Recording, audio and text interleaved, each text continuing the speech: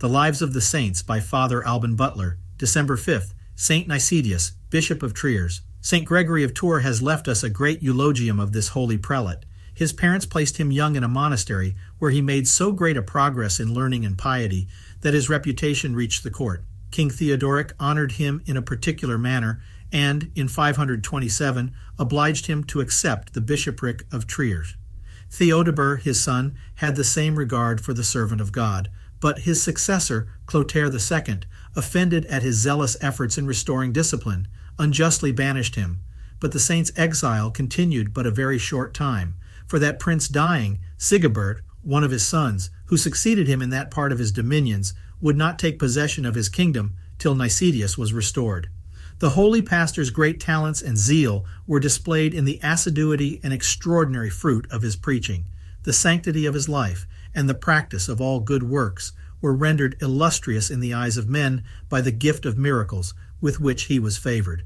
He assisted at the first and second councils of Clermont in 535 and 549, at the fifth or Great Council of Orleans, at the Second Council of Paris in 551, and assembled one at Toul in 555.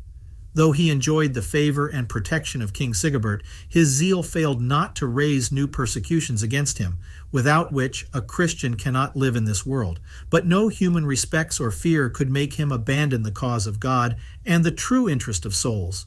The extirpation of incestuous marriages in France was what cost him many difficulties, but God blessed his constancy and labors with success, both against vice and against the Arian and Eutychian heresies.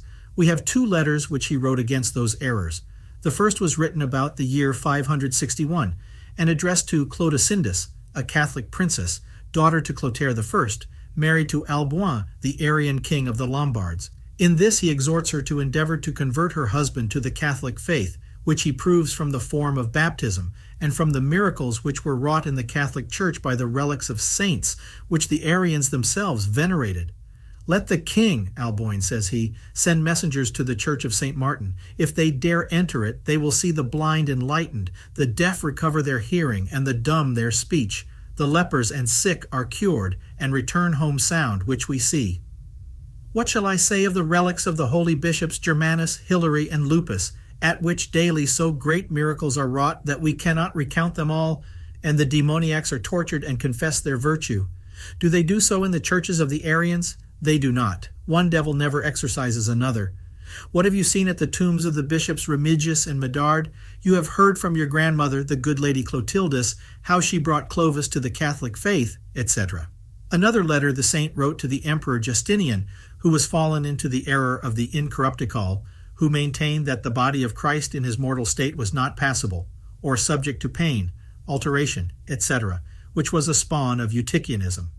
Saint Nicetius tells him, with an episcopal authority and zeal, that since he had published an edict commanding all bishops to subscribe his error, all Italy, Africa, Spain, and Gaul anathematized his name. Dom de Cherry has published two other treatises of Saint Nicetius. The first on watching and holy prayer, which he extols from the testimony of Isaiah. The Psalms, the example of Christ, Saints Peter and Paul, etc. Also from the advantages and necessity of fervent prayer, etc. The second is entitled On the Good or Advantage of Psalmody, or Singing the Divine Praises assiduously and in common. Saint Nicetius died about the year 566. Many great men of the age wherein he lived bear testimony to the innocence of his manners and his extraordinary sanctity and miracles.